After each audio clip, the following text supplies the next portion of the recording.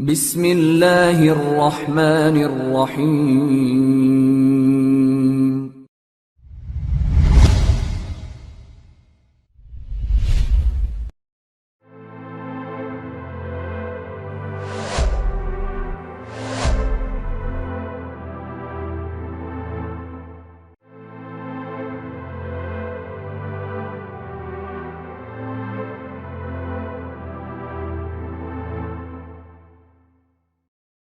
Bismillahirrahmanirrahim. Assalamualaikum warahmatullahi wabarakatuh. Ma'asyiral muslimin rahimani wa rahimakumullah. Assalamualaikum warahmatullahi wabarakatuh. Kita lanjutkan kajian kita, masih membahas kitab Tauhid karya besar Al-Imam Muhammad bin Abdul Wahhab rahimahullahu taala. Dan kita memasuki bab ma jaa'a fil kahanati wa nahwihim. Bab ma jaa'a fil kahanati wa nahwihim. Bab dalam terjemahan hukum mendatangi dukun dan yang serupa dengan dukun. Maja'a artinya apa-apa yang datang, maksudnya yang datang dari Al-Quran dan Sunnah. Fil kahanati, di mana Al-Quran dan Sunnah ini menjelaskan tentang hukum mendatangi dukun, wa nahwihim, dan yang serupa dengan dukun. Yang serupa dengan dukun tentu ya tukang sihir, kemudian ahli nujum dan yang semisal mereka. Ma'asyiral muslimin rahimani wa rahimakumullah. Kalau sebelumnya kita membahas tentang sihir, kemudian kita sekarang membahas tentang dunia perdukunan. Apa munasabahnya? Apa korelasinya? Para ulama mengatakan bahwa korelasi bab sekarang dan bab sebelumnya, karena antara dukun dan tukang sihir itu keduanya ada kemiripan. Apa kemiripannya? Istikhdamu asyayatin. Karena keduanya meminta bantuan kepada syaitan untuk menyelesaikan sebuah masalah. Jadi keduanya, baik tukang sihir ataupun dukun, keduanya meminta bantuan kepada syaitan dan mereka mendekatkan diri kepada syaitan atau jin dengan cara beribadah kepada mereka. Itulah munasabahnya ataupun korelasinya bab sekarang dengan bab sebelumnya yang kita bercerita tentang masalah sihir. Khotafidin yang dimuliakan Allah subhanahu wa ta'ala, Al-Kahana, Al-Kahana mungkin bahasa kita dukun. Al-Kahana, perdukunan, orangnya disebut kahin. Dan para ulama mengatakan Al-Kahin huwa alladhi ya'khudu an mustariki sam'i. Jadi kahin ataupun dukun itu ilmu mereka diambil dari jin-jin yang mencuri dengar dari langit. Jadi ilmu mereka diambil dari jin yang mencuri dengar ketika Allah subhanahu wa ta'ala mewahyukan kepada malaikat Jibril, dan ketika Jibril menyampaikan wahyu yang Allah wahyukan kepadanya kepada para malaikat. Disitulah jin-jin itu mencuri dengar. Saya ulang-ulang bahwa sebelum diutusnya Nabi SAW, banyak jin itu yang naik ke langit, banyak sekali. Bahkan mayoritas jin naik ke langit untuk mencuri dengar wahyu yang Allah wahyukan kepada para malaikatnya. Sehingga kemudian dunia perdukunan sebelum Nabi SAW diutus di zaman jahiliyah itu sangat marak. Bahkan dukun itu memiliki kedudukan tersendiri di tengah-tengah masyarakat.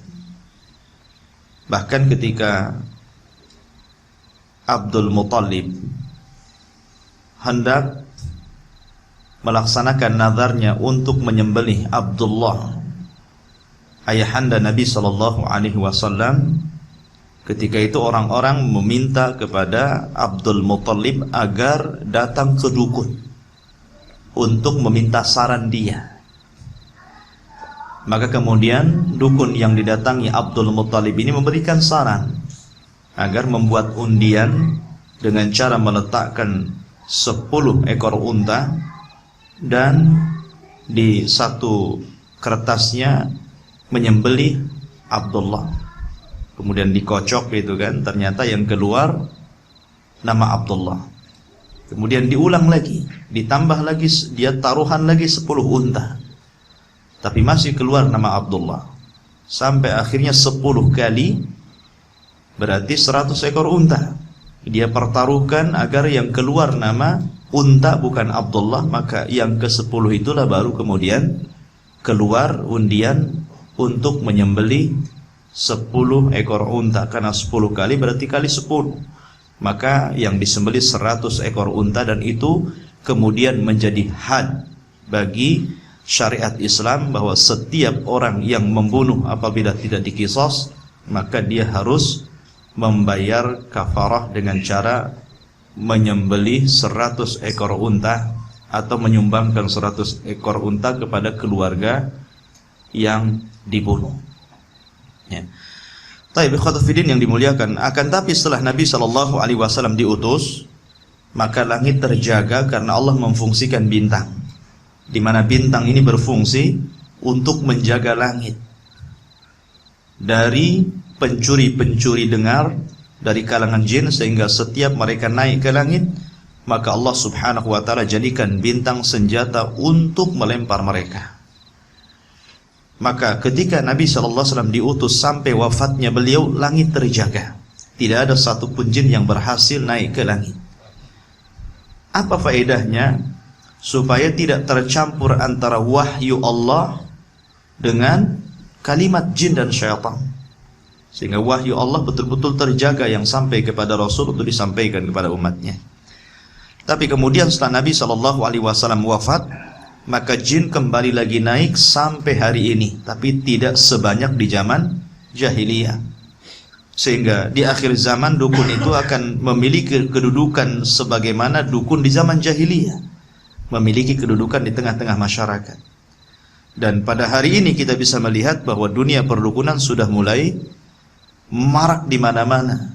Kita bisa melihat di media-media massa gitu kan, di koran-koran, di televisi, di iklan-iklan, mereka terang-terangan melakukan praktek, bahkan terang-terangan juga menyebutkan harganya dengan berbagai macam keahlian.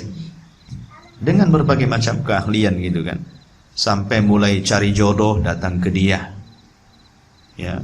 Sebenarnya secara logika ikhwan, kalau ada orang yang datang ke dukun minta dicarikan jodoh yang cantik, dukun saja istrinya jelek gitu kan. Ya.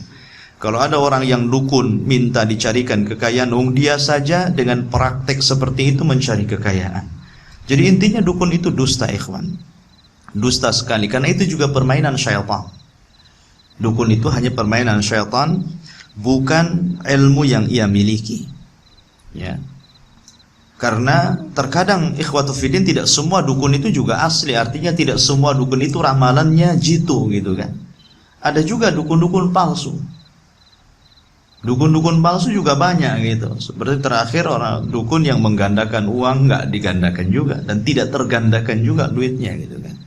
Yang ada kemudian malah yang datang ke dukun itu malah kemudian dibunuh, naudzubillah. Ya. Karena kalau seandainya ikhwatu fiddin, orang yang datang ke dukun supaya dia menyihir saudaranya gitu, atau menyantet saudaranya, sebenarnya yang pertama disihir itu dia oleh dukun, sebelum dukun menyihir orang yang minta disihir. Ya. Makanya terkadang dukun itu minta foto dia yang datang sama foto yang akan disihir. Jadi dukun itu nyihir dia dulu, supaya dia jadi langganan. Gitu kan, langganan dia biar datang terus. Ya. Makanya sebelumnya kita sudah menjelaskan ya bagaimana tentang bahaya sihir. Intinya bahwa kita akan menjelaskan tentang dunia perdukunan dan hukum mendatangi dukun. Baik. Adapun wa nahwihim dan yang semisal mereka tentu ya saya katakan tadi munajim ataupun arraf ataupun sahir, itu yang semisal mereka. Syekh Muhammad bin Abdul Wahhab mendasari bab ini dengan sebuah riwayat yang beliau telah cantumkan di sini. Rawa Muslimun fi sahihihi. Imam Muslim telah meriwayatkan dalam sahihnya, Sahih Muslim, am ba'di azwajin Nabi sallallahu alaihi wasallam, dari sebagian istri-istri Nabi sallallahu alaihi wasallam. Di sini tidak disebutkan azwaj itu siapa istrinya. Ya, tapi dalam riwayat yang lain ya, bahwa yang datang kepada Nabi sallallahu alaihi wasallam, sebagian riwayat ada yang mengatakan Ummu Salamah, ada juga yang mengatakan yang lainnya, tapi yang jelas bahwa kalau dalam sebuah konteks hadis kemudian Nabi sallallahu alaihi wasallam atau sahabat yang lain meriwayatkan hadis dan tidak menyebut namanya, siapa, seperti umpamanya ada lafaz mengatakan rajulun min ashabin Nabi, seorang laki-laki dari sahabat Nabi, tidak disebut namanya. Secara periwayatan hadis sebenarnya ini dikatakan majhul, dan hadis majhul itu dhaif. Ya. Tapi karena berlaku kepada para sahabat Nabi sallallahu alaihi wasallam, maka majhulnya, tidak diketahuinya para sahabat, itu tidak menjadikan sebuah hadis menjadi cacat. Alasannya kenapa? Karena para sahabat Nabi itu sudah dijamin oleh Nabi sallallahu alaihi wasallam. Dan Allah juga menjamin mereka dengan firman-Nya, wa kullan wa'adallahul husna. Seluruh para sahabat Allah janjikan kebaikan. Kata Imam Ibnu Hazm, yang dimaksud husna di sini adalah surga. Sehingga tidak mungkin para sahabat ini berdusta, karena mereka sudah Allah berikan jaminan. Nabi memberikan jaminan, artinya bahwa keadilan para sahabat itu bita'dilillahi war rasul, dengan keadilan Allah dan Rasulnya. Jadi tidak mungkin mereka berdusta. Sehingga majhulnya para sahabat, tidak dikenalnya para sahabat, walaupun hanya menggunakan seorang laki-laki dari kalangan sahabat Rasul, menurut kesepakatan ahli hadis tidak menjadikan cacat sebuah riwayat. Berbeda kalau seandainya majhulnya itu terjadi di generasi kedua. Di generasi kedua maksudnya para tabi'in. Pamannya ada seseorang yang tidak disebut namanya dari kalangan tabi'in meriwayatkan sebuah hadis dari sahabat dari Nabi sallallahu alaihi wasallam, maka sepakat kalau tidak dikenal siapa orang ini, maka ulama hadis mengatakan lemah hadisnya. Kenapa? Karena ada kemungkinan dia orang yang terpercaya di mata para ulama setelahnya, ada kemungkinan dia juga lemah ataupun dhaif yang kemudian tidak bisa dijadikan hujah perkataannya. Makanya majhul yang berlaku dan tidak menjadikan sebuah riwayat cacat hanya berlaku di kalangan sahabat saja. Adapun di kalangan bawah sahabat, tabi'in, tabi'ut tabi'in dan yang lainnya, maka majhulnya mereka menjadikan tercelanya sebuah hadis atau cacatnya sebuah hadis, dan para ulama melemahkannya. Maka di sini ikhwatul fillah yang dimuliakan, walaupun di sini tidak menyebutkan siapa nama istri-istrinya, hanya mengatakan sebagian istri-istri Nabi sallallahu alaihi wasallam, maka kalangan ahli hadis tidak menjadikan ini cacat. Sekali lagi, tidak menjadikan ini cacat. Ani Nabi sallallahu alaihi wasallam, dari Nabi sallallahu alaihi wasallam, man ata arrafan fasa'alahu an syai'in fasaddaqahu lam tuqbal lahu salatun arba'ina yauman. Man ata, barang siapa yang datang, entah antum datang sendiri gitu kan, entah antum mengantar orang yang berangkat ke dukun, antum antar, antum tukang ojeknya gitu kan, antum taksinya, antum mendatangi dukun juga itu namanya kan. tolong antara saya ke dukun ini. Oh, saya tahu rumahnya. Antum ikuti dia, ya kan? Itu awalnya adalah khutuwatus syaitan, ikhwan. Langkah-langkah syaitan di situ. Kalau kita tahu bahwa kita mengantar ke tempat apalagi itu merupakan kesyirikan, maka antum harus syaddud dari'ah, harus sedia payung sebelum hujan. Jangan mau antum. Ya, karena bagaimanapun ghayah yang buruk menjadikan wasilahnya ikut buruk. Itu kan? Karena bagaimanapun al-ghayatu la tubarriru al-wasilah. Sebuah puncak maksud itu tidak bisa menghalalkan sebuah wasilah. Ya, kenapa? Karena al-umur bimaqasidiha. Sebuah perkara itu ditentukan maksudnya apa. Ya. Makanya di sini bahwa barang siapa yang datang ke mereka arrafan. Arraf ini dukun yang paling rendah. Ya, arraf ini dukun yang paling rendah. Yang paling levelnya itu paling rendah sendiri dan paling tinggi tukang sihir, ya. Sebagian para ulama mengatakan bahwa arraf itu artinya orang yang mengetahui sesuatu yang gaib tapi sifatnya yang belum berlaku. Artinya yang akan datang. Ya, jadi arraf itu dukun yang meramal dan ramalannya itu waktunya sesuatu yang akan datang. Seperti dia mengatakan bahwa kamu kayaknya begini dan begitu, mungkin setahun ke depan kamu akan bermasalah dengan istrimu. Nah, itu kan. Nanti kamu akan diomeli terus sama istrimu. Nanti kamu akan bertengkar dengan mertuamu. Gitu kan. Atau nanti secara umum umpamanya nanti akan berlaku sebuah petaka di negeri kita, gitu kan. Ini kan belum berlaku dan akan datang sifatnya. Jadi kalau orang yang meramalkan sesuatu yang sifatnya akan datang, dalam bahasa Arab disebut arraf namanya. Jadi barang siapa yang datang ke tukang ramal yang meramalkan hal-hal yang sifatnya akan berlaku, fasa'alahu an syai'in, kemudian dia bertanya kepada tukang ramal itu, fasaddaqahu, kemudian dia membenarkan. Kalimat fasaddaqahu, sebagian ulama hadis mengatakan ini tambahan dhaif, sehingga yang betul adalah fasa'ala an syai'in saja, titik sampai di sini. Kemudian dia bertanya tanpa membenarkan. Karena tambahan fasaddaqahu, para ulama mengatakan ini ziyadatun dha'ifatun munqaratun. Jadi tambahan fasaddaqahu ini sebagian ulama hadis mengatakan tambahan lemah dan tambahan mungkar. Sehingga lafaz yang benar adalah cukup sampai man ata arrafan fasa'alahu an syai'in, titik di sini. Ya. Lam tuqbal lahu salatu arba'ina yauman.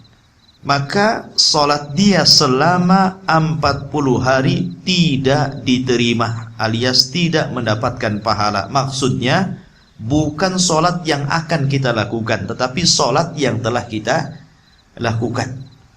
Jadi salat 40 hari ke belakang yang kita lakukan, ya kita kan sudah pamannya sudah salat selama 1 bulan 10 hari, berarti 40 hari kan gitu.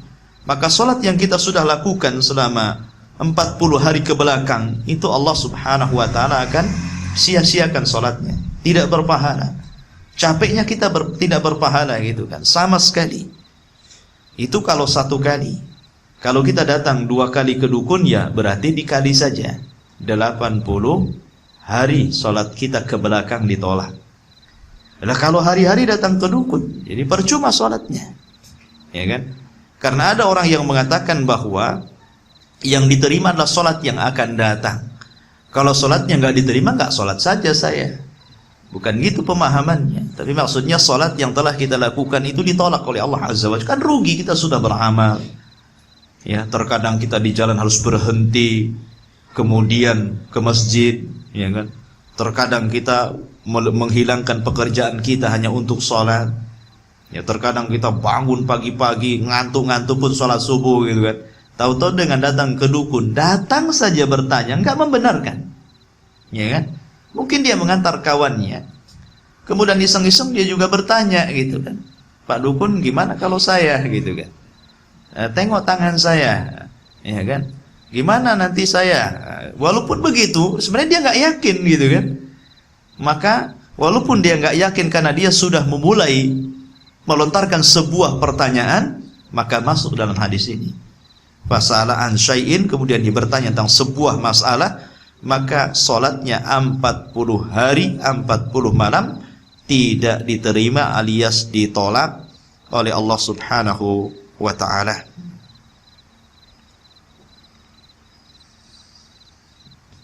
Kenapa pertanyaannya orang yang datang ke dukun solatnya tidak diterima? Para ulama mengatakan li'annal hasanat yudhibnas sayyi'at, karena sesungguhnya sebuah perbuatan baik itu bisa menghapuskan sebuah perbuatan buruk, ya. Maka begitu juga sebaliknya. Kalau kita melakukan kebaikan, kemudian kita melakukan keburukan, maka keburukan ini juga menghapuskan kebaikan.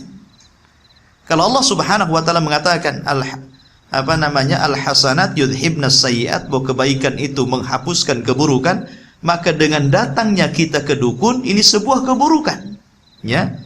Maka keburukan ini juga bisa menghapuskan kebaikan. Itu sebagian ulama beralaskan seperti itu. Ya, jadi kenapa pertanyaannya kok sholat saya 40 hari ditolak? Ya, setelah kita sholat 40 hari kok tidak berpahala? Karena kalau seandainya kita berbuat baik, kebaikan ini bisa menghapuskan keburukan. Maka begitu juga sebaliknya, kalau kita melakukan keburukan juga menghapuskan kebaikan.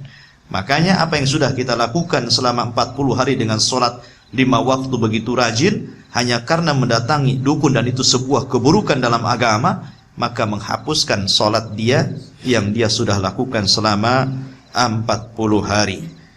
Wallahu a'lam. Taib khatafidin yang dimuliakan Allah Subhanahu wa ta'ala, kita tahu bahwa yang semakna dengan arraf itu banyak gitu kan. Ada yang disebut dengan romal. Romal itu orang yang meramal tetapi menggunakan media tanah. Menggunakan media tanah. Biasanya dukun-dukun padang pasir gitu, mencari orang, jejak orang gitu kan. Nanti telinganya ditempelin di tanah, ya, atau tangannya megang tanah. Wah, ini lewat sini gitu kan, ya, itu namanya ramal dalam bahasa Arab. Berarti dia meramal menggunakan media tanah gitu kan. Kemudian ada juga yang semakna dengan arraf itu meramal dengan media perbintangan atau disebut dengan ahli nujum, ya, meramal dengan menggunakan zodiak perbintangan. Ya, kan ada orang yang meramal dengan bintang. Oh, bintang kamu ini patut gitu kan, karena kenapa kamu suka diomeli istrimu? Bintang kamu itu ini gitu kan. Jadi pikir-pikir betul juga gitu. Apa bisa ganti bintang gitu? Ya. Lah, terkadang ikhwatu fillah yang dimuliakan Allah Azza wa Jalla, bahwa mereka yang kemudian tertipu dengan bintang, kemudian mereka menjadikan ramalan bintang yang disebut dengan ahli nujum, dalam bahasa Arab disebut ahlu an-nujum, ya. Kemudian juga di sana ada orang-orang yang semakna dengan arraf itu adalah orang-orang yang mengambil ramalan dengan garis-garisan di tangan, ya. Garis-garis tangan ini ada yang mengatakan itulah yang disebut dengan arraf. Jadi para ulama lebih cenderung bahwa arraf itu biasanya prakteknya itu menggunakan tangan. Sini tangan kamu. Oh, kalau garis-garis melintang ini, ya patut kamu begini, garisnya ke sini katanya kan. Oh, kalau garisnya ke sini kamu begini gitu kan. Kita sering melihat orang-orang yang seperti itu gitu kan. Kalau sudah dia meramal menggunakan garis-garis tangan, maka jumhurul ulama mengatakan itulah praktek arraf. Ya, itulah praktek arraf. Jadi arraf itu sok tahu, ya. Jadi dukun yang sok tahu dengan perkara yang gaib. Dan ikhwatu fiddin, bahwa kita tahu bahwa ulama mengatakan tidak ada yang tahu perkara yang gaib kecuali Allah Subhanahu wa ta'ala. Taib. Sebagian para ulama kemudian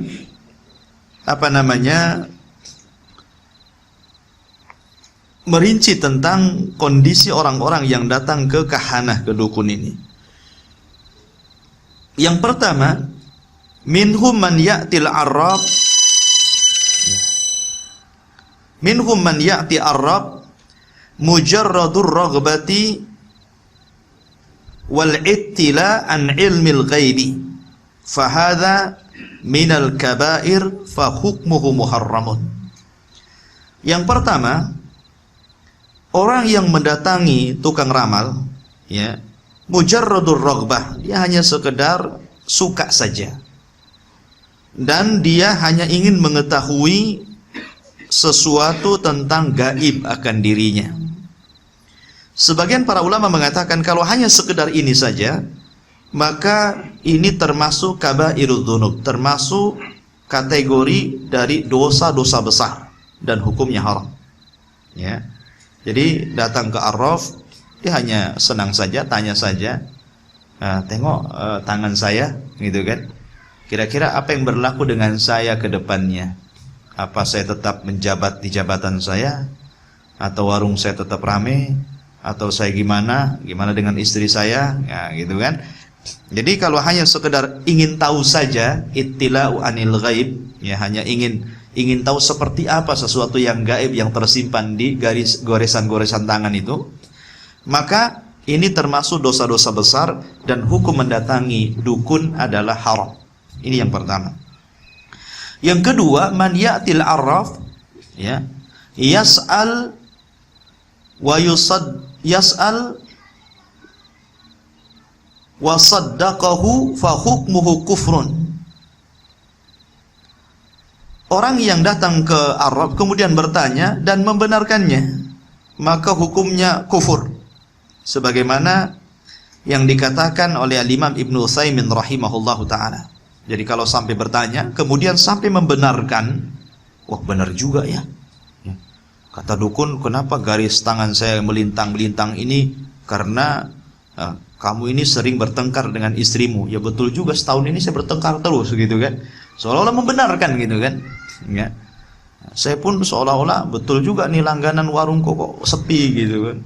Bosku udah marah-marah, kayaknya mau dipecat saya, gitu kan. Dia membenarkan seperti itu, maka kufur seperti ini.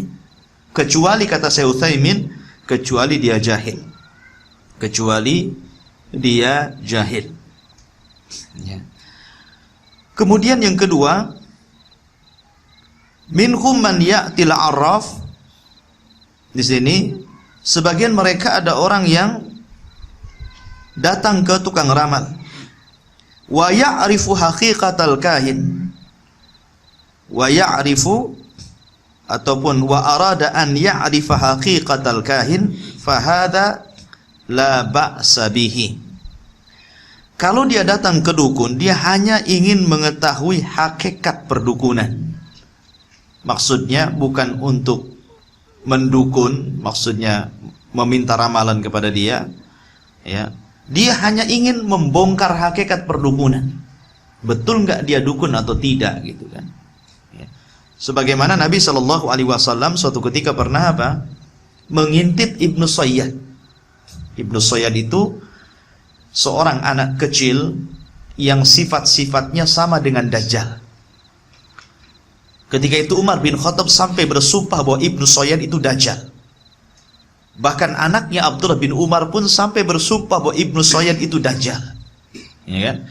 Sehingga Nabi SAW akhirnya mengintip-ngintip, mengintai-ngintai siapa Ibnu Sayyad ini. Ketika bertemu dengan Ibnu Sayyad, anak kecil itu yang sifatnya seperti Dajjal, maka Nabi SAW menguji Ibnu Sayyad dan mengatakan, ya Ibnu Sayyad, sesungguhnya dalam hatiku ada sebuah kalimat. Kira-kira kalimat apa? Tebak, gitu kan? Maka Ibnu Sayyad mengatakan duh, gitu kan? Rasul kaget, kok dia tahu bahwa ketika itu Allah menurunkan surat Ad-Dukhan. Duh, tapi tidak bisa menyebut dukhan, hanya duh saja. Ya. Tapi dia sudah benar apa yang disembunyikan Rasul. Ya, makanya ketika kedua kalinya Nabi SAW mengintip Ibnu Sayyad, kemudian hendak mendekatinya, datang ibunya. Kemudian Ibunya melihat Rasul sallallahu alaihi wasallam dan membangunkan anaknya Ibnu Sayyad dan mengatakan, "Ataka Muhammadun ya Ibnu Sayyad." Bangun. Muhammad mendekatimu hai Ibnu Sayyad.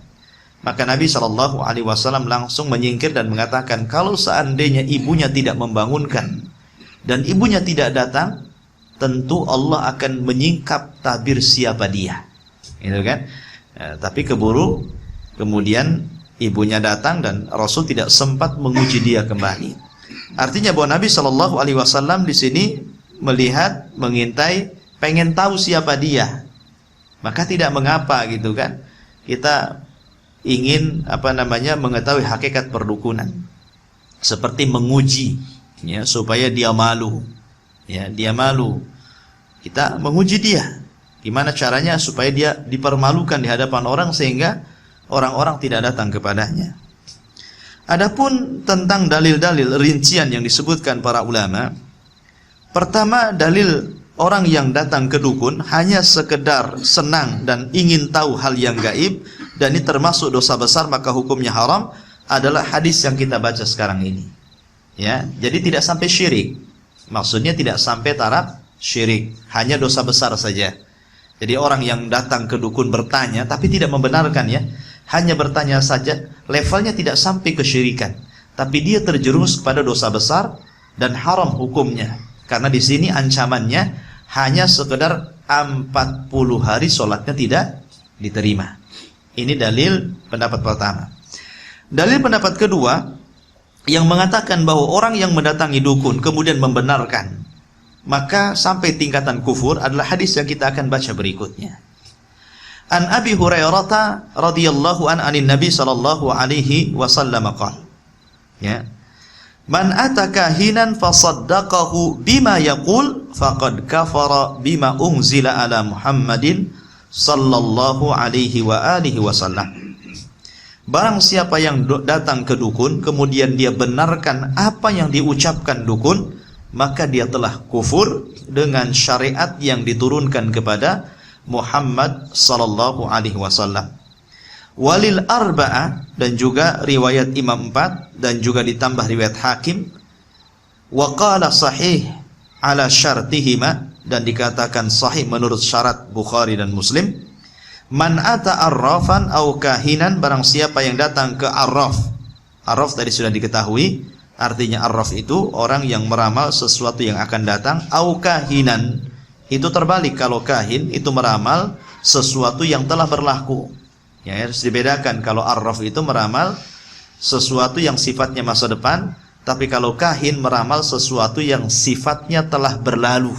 Ya, seperti orang kehilangan mobil sudah setahun datang ke dukun, berarti kejadiannya sudah lampau. Ya kan? Jadi kejadian-kejadian lampau. Ya. Jadi ini sifatnya kahin namanya dalam bahasa Arab. Fasaddaqahu, kemudian dia membenarkan bima yaqul, ucapan arraf ataupun kahin, faqad kafara bima unzila ala Muhammadin sallallahu alaihi wasallam, maka dia telah kufur dengan apa yang diturunkan kepada Muhammad sallallahu alaihi wasallam. Taib, sebuah soalan, apakah orang yang datang ke kahin ataupun ke arraf, apakah dikatakan keluar dari agama atau tidak? Di sini dikatakan apa?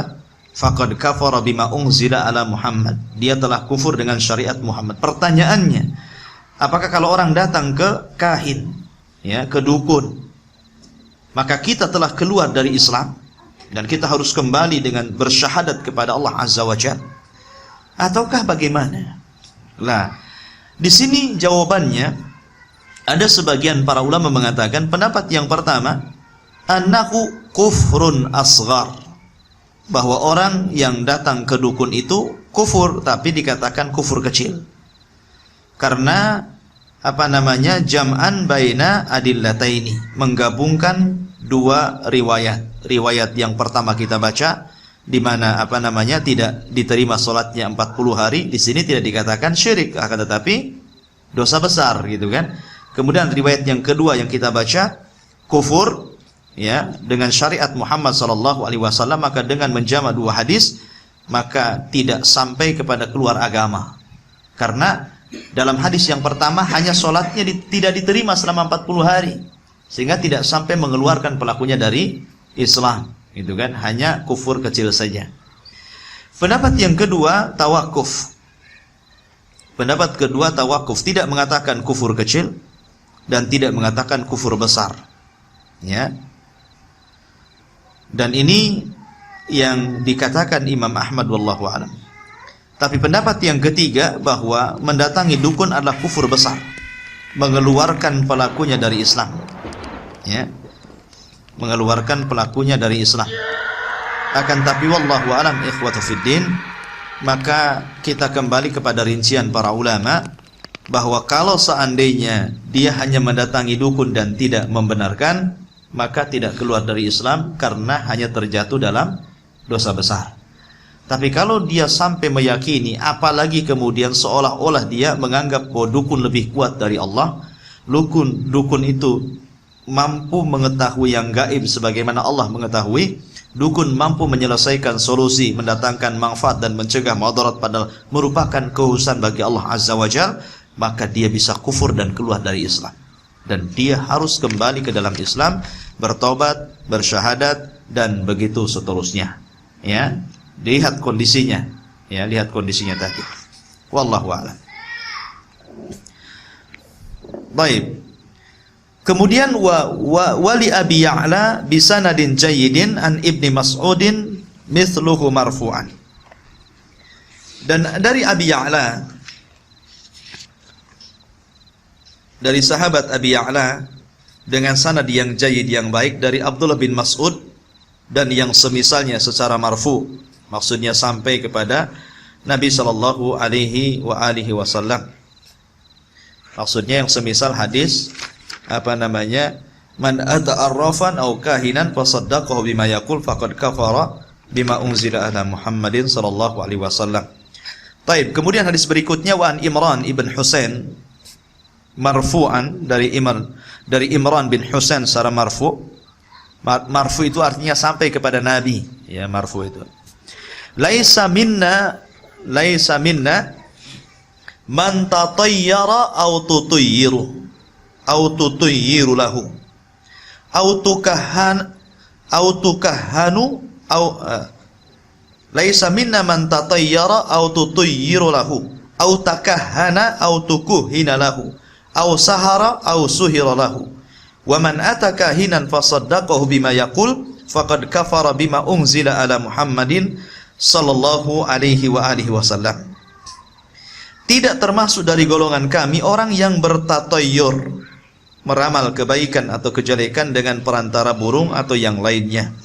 Tatayyur sudah kita jelaskan, menganggap sial atau beruntung dengan sesuatu yang didengar, sesuatu yang dilihat, sesuatu yang dirasakan, sesuatu yang dimimpikan. Nah, itu semua tatayyur namanya. Ya, seperti seorang bermimpi, kemudian dalam mimpinya dia didatangi makhluk yang mengerikan. Kemudian setelah terbangun, dia menganggap bahwa mimpinya sial. Sebagian orang kemudian ada mitos kalau mimpi buruk itu harus dicukur sedikit rambutnya. Kan begitu. Ya, saya dulu masih kecil-kecil gitu, kalau sama orang tua dibilang mimpi buruk itu, orang tua langsung ambil gunting, kemudian digunting sedikit biar mimpinya tidak bawa sial. Ya kan? Nah, ini tatayyur, ikhwan. Tatayyur yang seperti ini. Ya. Ataupun orang yang duduk kemudian tangannya di atas kepala, itu juga dianggap sial. Jadi kalau antum duduk seperti ini, sial kan? Nah, ini kan nggak ada kaitannya. Ya mungkin kalau jelek mungkin ya kayak orang kalah judi gitu kan. Mungkin ya, tapi kan kalau kemudian dianggap mitos gitu kan, itu kan jadi tatayyur jadinya. Ya, masa nggak boleh begini gitu kan. Ya. Jadi ini juga, ataupun orang yang makan kemudian duduk di pintu, ya, di depan pintu, katanya dikatakan orang dulu susah jodohnya. Ya kalau dia cantik sebentar aja lah jodohnya, apalagi di pintu, ya kan? Ini nengok-nengok orang kan. Khotafidin yang dimuliakan Allah Azza wa Jalla. Jadi mitos itu kadang-kadang di luar otak manusia, kesadaran orang gitu kan. Padahal tatayyur dalam Islam itu tercela, karena semua apa yang sudah terjadi di alam semesta atau apa yang belum terjadi ataupun apa yang akan terjadi itu sudah ditulis di Lauhil Mahfuz. Ya, jadi tidak perlu kemudian dianggap sial atau dianggap beruntung. Karena Allah Subhanahu wa taala sudah mencatat kebahagiaannya sekian, rizkinya sekian, susahnya sekian, ajalnya sekian gitu kan. Jadi apa lagi? Ya. Makanya sebenarnya ikhwatul fillah, orang yang ingin terlepas dalam dunia perdukunan jangan pernah menggantungkan diri kepada makhluk. Ya. Kalau kita menggantungkan kepada makhluk, maka selama itu kita tidak mungkin melepaskan perdukunan pada hidup kita. Tapi kalau seandainya kita melepaskan, menggantungkan diri kepada makhluk dan kita hanya menggantungkan kepada Allah Azza wa Jalla, maka insya Allah orang ini akan melepaskan dari dunia ini. Makanya dahulu para sahabat ikhwan diajarkan oleh Rasul, kalaupun seandainya sahabat Nabi SAW pakai sandal kemudian lepas tali sandalnya, maka Rasul mengatakan mintalah tali sandal kepada Allah Azza wa Jalla gitu kan. Sampai Rasul mengatakan seperti itu. Ya, bukan berarti kemudian tiba-tiba jatuh dari langit tali sendalnya, enggak gitu. Artinya Nabi SAW ingin mengajarkan bahwa sekecil apapun kebutuhan kita, ya minta kepada Allah Azza wa Jalla. Seandainya antum mogok di tengah jalan gitu kan, motor antum, mobil antum minta kepada Allah, ya Allah perbaiki mobil saya, perbaiki motor saya. Mungkin siapa tahu nanti kita nggak tahu beberapa meter ke depan sudah ada bengkel, kita nggak tahu. Atau mungkin tengah malam tahu-tahu ada orang yang lewat berhenti. Kenapa mas? Nah gitu kan, udah ikut saya aja, biarkan mobilnya di situ gitu kan. Jadi terkadang seperti itu gitu. Apapun sebenarnya masalah kita, walaupun kecil seandainya, maka Nabi mengajarkan minta kepada, sekecil apapun minta kepada Allah Azza wa Jalla. Tapi kalau seandainya hal kecil saja minta kepada makhluk, maka dia tidak mungkin melepaskan dari dunia perdukunan. Karena orang kalau masih tergantung dengan makhluk, ya Allah akan gantungkan keinginan kepada mereka. Makanya ada yang mengatakan man ta'allaqa syai'an wukila ilaihi, kata Rasul. Barang siapa yang menggantungkan jimat, maka dia hatinya akan tergantung kepada jimat tersebut. Dan jimat itu tidak mungkin mendatangkan keinginan kita. Coba saja orang yang gandrung gitu kan, orang yang gandrung dengan dunia-dunia kelenik ikhwan, mereka akan tergantung hatinya dengan mereka. Ya, sampai kemarin kakak saya datang kemari gitu kan, cerita teman-temannya, kebetulan dia kan orang seni gitu kan. Ada orang-orang yang masih gandrung gitu.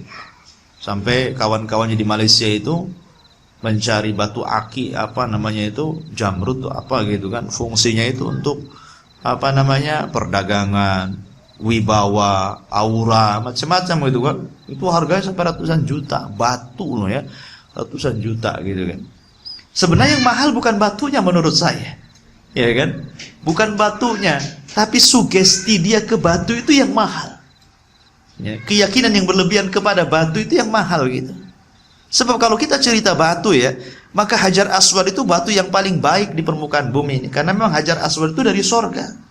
Tapi Umar bin Khattab radhiyallahu anhu mengatakan, ya, laula anni ra'aitun nabiyya sallallahu alaihi wasallam qabbalaka ma qabbaltuka. Kalau bukan karena aku melihat Rasul mencium kamu, aku nggak akan cium kamu gitu kan. Artinya Umar menganggap biasa batu itu, tidak ada istimewanya. Cuman karena Rasul mengistimewakan, maka Umar pun ikut mengistimewakan karena Rasul, bukan karena yang lainnya. Karena ini bentuk tabarruk, ya, bentuk iktiba kepada Nabi sallallahu alaihi wasallam. Wallahu a'lam. Yang jelas bahwa tatayyur dalam Islam itu sangat tercela dan itu melemahkan kita. Ya, melemahkan kita karena Allah Subhanahu wa taala tidak dianggap kuat oleh Dia, sehingga kita akan lemah. Karena sekali lagi, kalau kita tidak mengikut sertakan Allah pada setiap aktivitas kita, maka kita akan lemah. Ya kan? Kita akan lemah, ikhwan.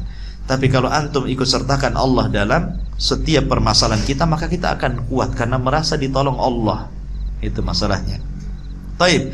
Kemudian au takahana au tukuhina lahu, ataupun meminta orang di sini melakukan perdukunan, au takahana, ataupun dia melakukan perdukunan, au tukuhina lahu, ya, ataupun menjadikan dukun, meminta bantuan kepada dukun, baik dia takahan yang menjadi dukun atau dia meminta kepada orang lain untuk mendukuni dia, ya kan?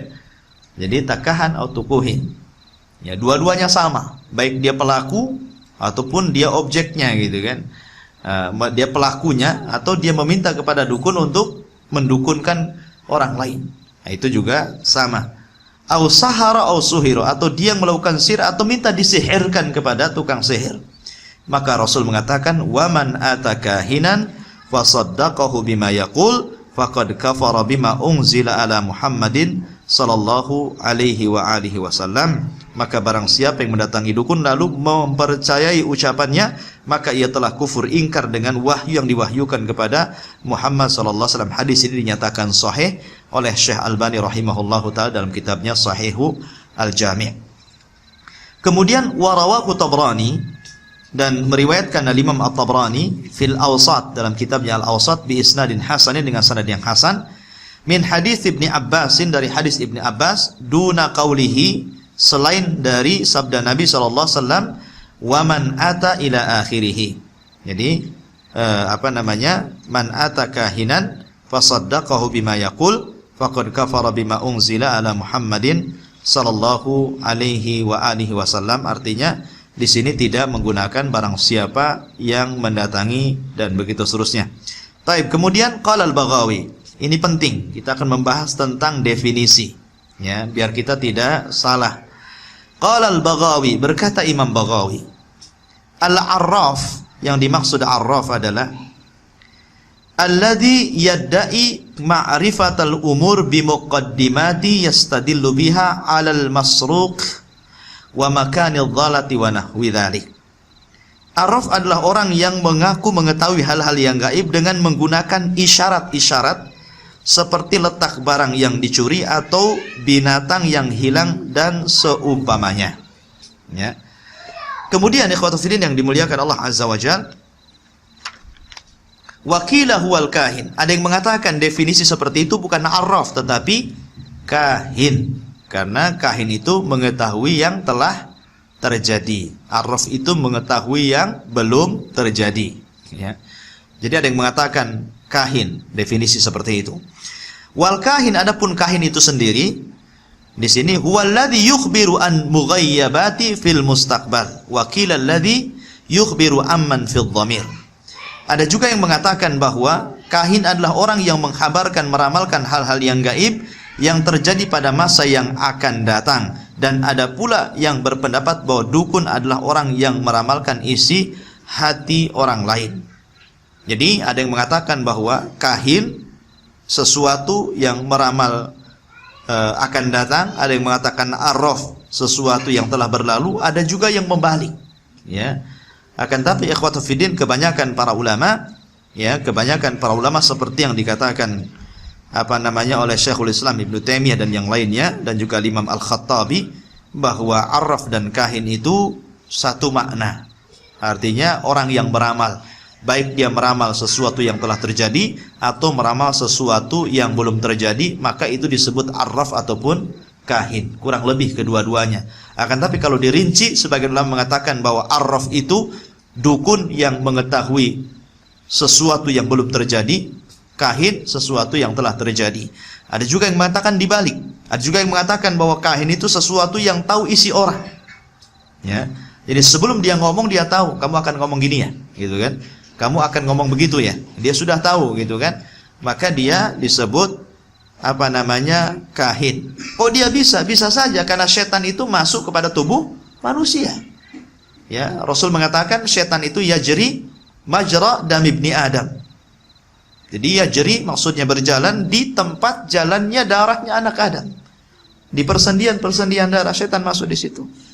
Sehingga setan berusaha masuk kemudian ke dalam hati kita, ke dalam tubuh kita, dan seolah-olah dia mengetahui, kemudian kabarnya disampaikan kepada para dukun, seolah-olah dukun tahu isi hati kita, padahal tidak, gitu kan.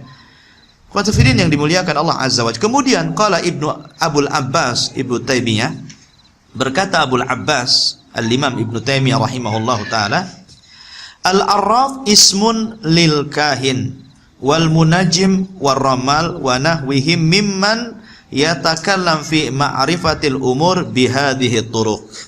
Syekhul Islam beda lagi. Dia mengatakan bahwa arraf adalah sebutan bagi setiap dukun, setiap tukang nujum, setiap peramal, dan setiap yang serupa dengannya, berupa orang-orang yang mengetahui perkara-perkara yang gaib yang melalui cara-cara tertentu. Jadi arraf itu lebih umum, kata Syekhul Islam. Pokoknya apakah dia kahin, apakah dia munajim, apakah dia romal, ya, maka semua dikatakan arraf. Karena arraf itu artinya tukang ramal. Dengan ramal apapun bentuknya, dengan pakai bintang, dengan pakai tanah, dengan pakai garis, dengan pakai tangan, sesuatu yang telah terjadi, sesuatu yang belum terjadi, maka kata Syekhul Islam itu disebut arraf secara umum, ya, tukang ramal. Itu pendapat Syekhul Islam Ibn Taimiyah rahimahullahu taala. Wa qala Ibnu Abbasin, berkata Ibnu Abbas radhiyallahu an di sini, fi qaumin yaktubuna abajada wa yanduruna fin nujum. Sahabat Ibnu Abbas radhiyallahu an, ya, berkata tentang orang yang menuliskan abajada, huruf Arab yang terpotong-potong, ya. Kata beliau apa? Kemudian melihat ke bintang, ma ara man fa'ala dzalika lahu indallahi min khalaq. Kata Ibnu Abbas, aku berpendapat bahwa orang yang melakukan hal itu tidak akan mendapatkan bagian dari keberuntungan Allah di sisi Allah kelak pada hari akhir. Maka di sini ikhwatu fiddin, bahwa Ibnu Abbas ingin menjelaskan kepada kita salah satu bentuk media perdukunan adalah dengan cara apa? Membuat rajah, membuat azimat-azimat yang biasanya rajah dan azimat-azimat itu bertuliskan huruf-huruf hijaiyah yang terbalik-balik biasanya kan. Ya, kalau antum pernah melihat satu buku perdukunan namanya Mujarrobat itu kan dulu itu dijual di buku-buku bebas biasanya, toko-toko buku bebas gitu kan. Kita bisa melihat di situ bagaimana kemudian pengarang buku membuat rajah-rajah, membuat jimat-jimat dengan cara apa? Menulis abajada, menulis alif ba ta sa jim ha kha gitu kan. Kemudian dibuat bintang, dibuat orang sujud, dibuat orang berdiri, dibuat orang sedang sholat, dibuat orang sedang ruku, dibuat kotak, dibuat segitiga gitu kan. Kemudian di tengahnya entah ditulis ya Allah, Muhammad atau apa gitu kan. Kemudian di situ dijelaskan ini kalau ditulis kemudian dipuasakan setiap berapa hari atau dizikiri dengan zikir ini maka fungsinya ini gitu kan. Lah ini ada gitu bukunya. Lah sebenarnya Ibnu Abbas menilai bahwa orang yang menulis seperti itu, raja-raja seperti itu, orang ini tidak akan dapat bagian di akhirat. Artinya bahwa karena mereka sudah melakukan praktek kahin, ya, praktek kahin, maksudnya perdukunan, karena hal itu seolah-olah mereka mengetahui yang gaib, padahal tidak ada yang tahu yang gaib kecuali Allah Subhanahu wa ta'ala.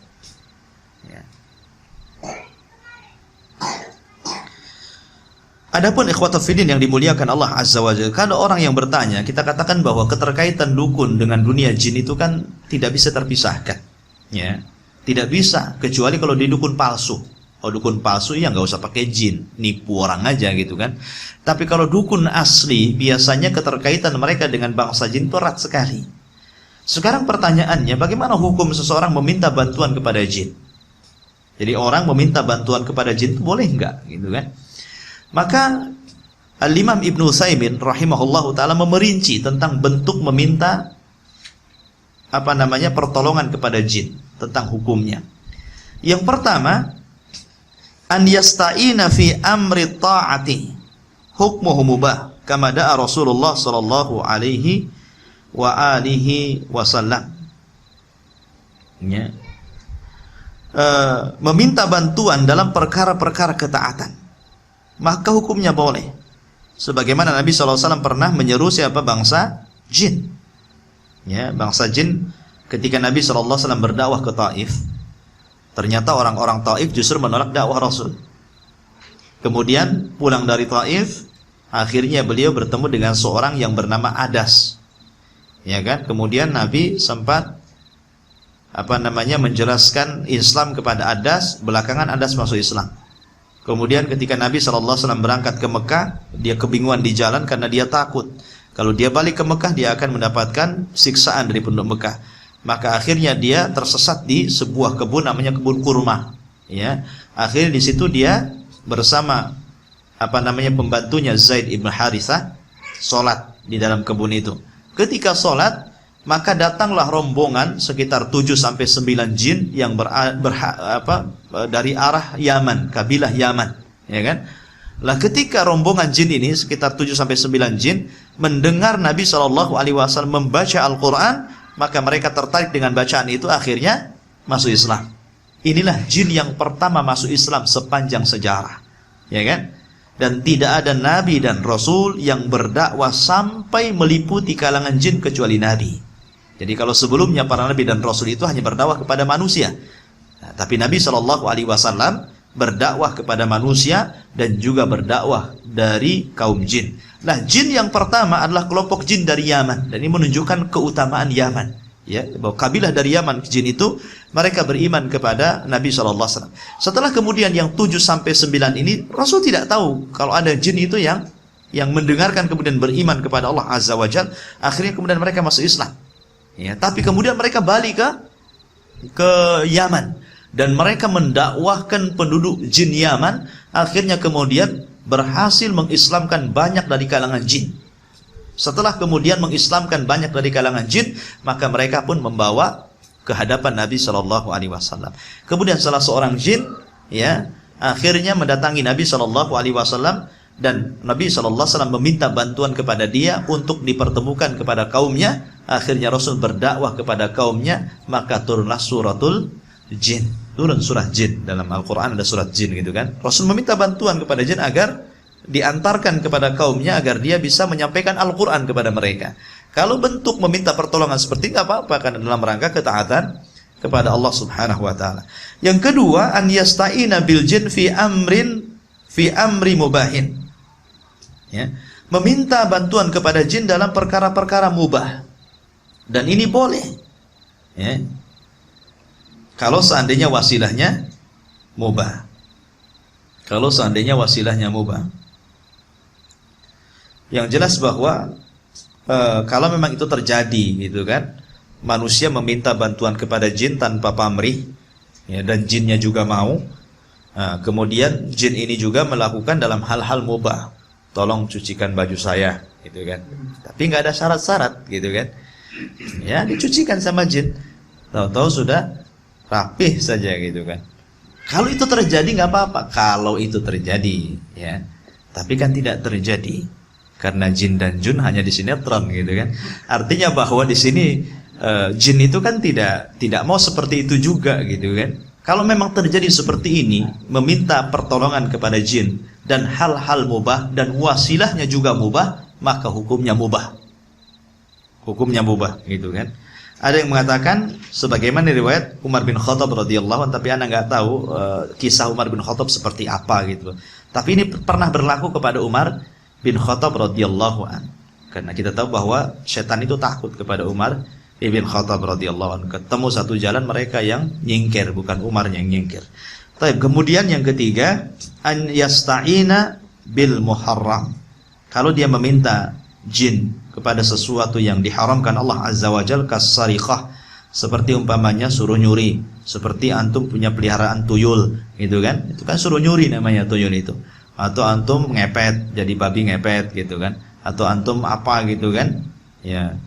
Jadi kalau sifatnya antum memerintahkan dia untuk mencuri, ya, ataupun menakuti manusia, maka hukumnya haram, ya, tidak sampai syirik. Karena apa? Tidak ada kesyirikan di sini, ya kan? Nyuri kan tidak syirik, nyuri itu tidak syirik, kecuali kalau seandainya dia meminta bantuan kepada jin untuk mengambil barang orang. Tiba-tiba jin ini mensyaratkan agar dia melakukan peribadahan kepada mereka, lain ceritanya. Nah, ini nggak ada syarat gitu kan. Jin ini syaratnya cuma minta makan saja. Nggak apa-apa saya ambil uang tetangga, tapi kamu kasih makan saya, gitu kan. Ya kayaknya makan aja. Ya. Nah itu udah ada masalah gitu. Tapi kalau sudah masuk ke dalam ibadah, tapi kamu harus mengabdi ke saya, ya kan? Harus berkorban untuk saya. Walaupun korban itu sifatnya ibadah. Contoh gini, sudahlah nggak apa-apa saya akan curi uang tetangga, tapi nanti kamu harus menyembelih kambing dan dagingnya dibagi-bagi ke fakir miskin. Itu kan bagus, ya kan? Tapi tidak bagus karena ini sudah menyangkut akidah. Dia tidak tahu bahwa sembelihannya itu untuk jin, bukan bagi-baginya. Ya kalau bagi-baginya bagus gitu kan. Tapi bukan di situ masalahnya. Ketika dinyembelihnya itu yang jadi masalah. Karena Rasul mengatakan man dzabaha li ghairillahi faqad asyrak. Barang siapa yang menyembelih kepada selain Allah, dia syirik, gitu kan? Maka tidak dibolehkan di sini. Nah, kemudian yang terakhir, kalau seandainya dia meminta kepada jin dalam rangka kesyirikan, maka jelas dia melakukan persekutuan dengan Allah Subhanahu wa ta'ala. Maka itulah intinya kata Syekh Utsaimin rahimahullahu ta'ala, beberapa jenis hukum meminta pertolongan kepada jin. Wallahu a'lam. Sudah agak sore, silakan sebelum saya tutup kalau ingin bertanya. Melaksanakan sholat itu sendiri. Iya, tidak, yang dimaksud di situ tetap kewajibannya, karena dalam sholat itu tidak ada qadha. Beda dengan puasa. Kalau seandainya puasa Ramadan kemarin tidak diterima, ada kemungkinan qadha puasa kan gitu. Tapi dalam sholat tidak ada qadha. Dalam sholat itu tidak ada qadha. Makanya Aisyah radhiyallahu anha mengatakan, dahulu kami di masa Nabi SAW pernah haid dan pernah tidak puasa dan pernah meninggalkan sholat. Tapi Nabi SAW hanya memerintahkan mengqadha puasa dan tidak memerintahkan mengqadha sholat. Artinya bahwa yang dimaksud 40 hari itu ditolak oleh Allah Azza wa Jalla, sama sekali tidak berpahala. Jadi capeknya kita itu percuma. Itu capeknya kita percuma. Ada yang mengatakan bahwa pahala itu tergantung. Yang 40 hari ini digantung. Ya. Kalau dia bertobat, Allah kembalikan. Tapi kalau dia tidak bertobat, maka Allah hilangkan. Allah hilangkan pahala dia gitu kan. Berdasarkan firman Allah Azza wa Jalla bahwa wa man yartad an dinihi fayamut, barang siapa yang murtad dari agamanya kemudian dia mati, ya kan? Maka merekalah orang-orang yang tidak akan diampuni dosanya oleh Allah Azza wa Jalla. Di sini ada kalimat kemudian mati. Artinya kalau hidup maka pahalanya akan dikembalikan. Kalau dia hidup dan bertobat maka akan dikembalikan. Ya, dan itu wallahu alam, kalau tidak salah pendapat Imam Syafi'i rahimahullahu taala. Tapi kalau pendapat Imam Ahmad kalau tidak salah, kalau dia melakukan sebuah dosa dan sifatnya syirik, maka seluruh amalannya gugur. Jadi kalau bertobat itu mulai lagi dari awal. Itu kalau pendapat Imam Ahmad, berarti nol putul gitu. Jadi kalau dia bertobat mulai lagi dari awal gitu. Tapi kalau Imam Syafi'i tidak, digantung. Kalau dia bertobat dibalikin. Kalau tidak bertobat maka hilang. Ya kan? Saya cenderung kepada pendapat Imam Syafi'i, wallahu a'lam. Tidak. Antum tidak perlu mengganti sholat, mau berapa kali antum sholat gitu kan. Dan kapan waktunya? Yang 5 waktu aja nggak tepat waktu, mau mengqadha yang lama-lama gitu kan. Artinya bahwa cukup dengan memperbanyak sholat sunnah. Para ulama mengatakan cukup memperbanyak sholat sunnah. Sebagaimana orang ketika masa mudanya tidak pernah berpuasa, kemudian sudah 50 tahun, kemudian dia bertobat dan berpuasa, maka perbanyak puasa sunnah gitu kan. Itu yang ataupun dulu nggak pernah zakat, setelah tua tahu hukum zakat padahal dia kaya, maka perbanyak sedekah. Ya, karena dengan sunnah itulah kemudian menyempurnakan yang wajib-wajib itu. Intinya bahwa kita memiliki keinginan kuat untuk bertobat. Wallahu a'lam. Ya kalau perintahnya antum dah mencurigakan gitu. Ini perintah kesyirikan. Ya la ta'ata li makhluqin fi ma'siyatil khaliq. Tidak boleh mentaati siapapun walaupun atasan antum kalau memang perintahnya ini dalam rangka bermaksiat kepada Khaliq. Lihat perintahnya gitu kan. Kalau perintahnya mubah laksanakan. Ya, tapi kalau perintahnya sudah aneh. Umpamanya memerintahkan besok bawa bunga ya, masing-masing taruh di kamar, di kantor. Nah, itu udah aneh. Apa hubungan bunga dengan ini? Gitu kan. Jadi kalau aneh-aneh besok bawa kemenyan ya, gitu kan. Jadi apalagi kalau nampak gitu. Ya memang kita repot gitu kalau memang bicara dengan atasan, tapi soal akidah kan tidak bisa antum tawar-menawar gitu. Siapapun dia. Kalau soal akidah itu Allah yang diutamakan daripada makhluknya. Kalau soal akidah ya, karena memang saya juga sering ketemu dengan orang-orang yang punya perusahaan, itu masih percaya dengan klinik-klinik gitu kan. Bahkan sebagian mereka itu saya pernah tanya ya, sampai mereka cari ke dukun tuh ke Thailand. Nyebrang satu negara jinnya itu. Ya, jadi sampai cari dukun tuh ke Thailand. Allahu a'lam kenapa ke Thailand gitu. Perasaan kita mak lampir lebih sakti di Indonesia ini kan. Tapi artinya kan sampai ke situ usaha mereka itu, saking kuatnya hati mereka itu, betul kata Nabi kan. Ya, barang siapa yang menggantungkan sesuatu maka dia terikat dengan gantungan itu. Barang siapa yang percaya kepada dukun, dia terikat dengan dukun itu gitu kan. Dan akan susah untuk melepaskan dari dukun itu. Apalagi kalau seandainya memang Allah berikan istidraj kepada dukun itu. Apa yang diinginkannya itu betul-betul terjadi gitu. Umpamanya pas betul-betul ketika dia ambil dukun dari Thailand, kemudian dikasih mantra tertentu, tiba-tiba betul-betul usahanya lancar. Ya, padahal dia tidak tahu bahwa semua sudah takdir Allah Azza wa Jalla. Sebenarnya akan lancar, cuman kurang yakin datang ke dukun, seolah-olah dukun yang melancarkan. Ya. Ataupun memang dalam rangka Allah menguji keimanan seseorang. Menguji keimanan seseorang gitu kan. Nah, karena Allah mengatakan apa? Ketika orang itu berpaling dari Allah, nuwallihi ma tawalla. Kami akan palingkan sesuai dengan kehendak dia berpaling, kata Allah. Setelah itu apa? Wa nuslihi jahannam wa sa'at masira. Kami akan masukkan ke dalam jahannam, dan jahannam seburuk-buruk tempat, kata Allah. Jadi semakin dia datang ke dukun, semakin Allah palingkan sekali gitu. Tapi semakin dia bertobat dari dukun, maka semakin Allah berikan hidayah. Makanya Allah mengatakan, wa man yajhadu fina lanahdiyanna subulana. Siapa yang sungguh-sungguh gitu kan menghadap kepada Allah, mencari-cari hidayah, maka Allah akan berikan dia hidayah. Lihat kesungguhannya kemana dia. Ya. Intinya bahwa kalau memang itu aturan kantor dan menyelisih akidah, jangan pernah dituruti. Nggak boleh. Lebih antum dipecat daripada kemudian antum melakukan kesyirikan gitu. Apalah dunia dibanding dengan akidah gitu. Ya, tapi kalau antum bisa mengingkari sebuah kemungkaran di situ, arti menasehati bos antum yang pemilik perusahaannya, itu kan lebih baik gitu kan.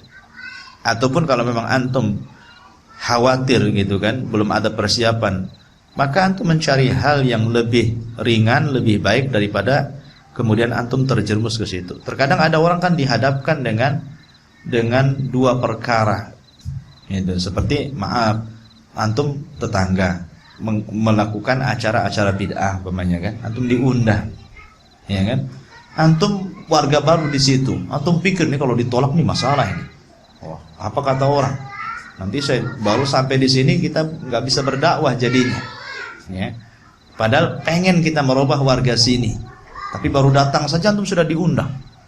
Apalagi kelihatan antum punya jenggot, langsung disuruh jadi pemimpin acara gitu kan. Ini kan biasa gitu.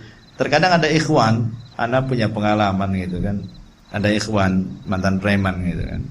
Ya karena sudah kenal sunnah, dia udah keluar janggutnya, beli gamis gitu kan. Jadi karena sudah rajin sholat, di mana ketemu masjid, maka dia masuk di situ. Sekali di situ disuruh jadi imam. Ya kan, karena dipikir semua rapi-rapi orang kantoran, dia sendiri yang berjanggut gitu kan, dia sendiri yang pakai baju koko gitu kan. Dipersilahkan, akhirnya dia ketakutan malah pergi gitu kan. Nah ini kan terjadi seperti itu ya, terjadi hal-hal yang seperti itu, kita khawatir ya. Jadi karena bagaimanapun kalau memang harus kita melakukan dosa, tetapi ambil dosa yang ringan. Contoh umpamanya, kalaupun kita harus berdusta di situ ya, dengan mengatakan oh mungkin saya sakit, ya kan, berdusta seperti itu kan masih lebih ringan dosanya daripada kita terlibat dalam acara-acara bid'ah yang jelas dosanya. Kalau kita belum berani untuk menyampaikan yang benar, ya kan, tapi kalau kita berani mengatakan yang benar, afwan, akidah saya beda dengan kalian gitu kan, malah kalau santi diundang kita tenang, udah tahu Wahabi nggak mau kan, seneng kita malah, ya kan. Jangan kasih undangan, walau 100 undangan pun nggak akan datang dia. Nah, malah tenang, kalau sudah begitu kan orang sudah tahu identitas kita. Ya, karena setan, ikhwatu fiddin, setan itu subhanallah, kalau membuat jalan dia pelan-pelan gitu. Ya. Dengan berbagai macam cara setan itu pelan-pelan. Bahkan saya ada cerita seorang ustadz gitu kan.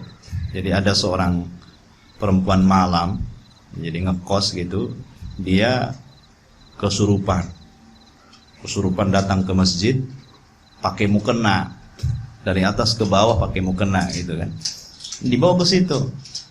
Pas dari ustadznya, akhirnya ustadz itu datang minta ngeruqyah ya, diruqyah gitu. Sekali jinnya datang, rupanya dia nggak pakai baju, pakai mukena saja. Jadi mungkin dia habis mandi langsung pakai mukena gitu kan. Jadi pas jinnya ngamuk, guling-guling semua auratnya nampak gitu kan.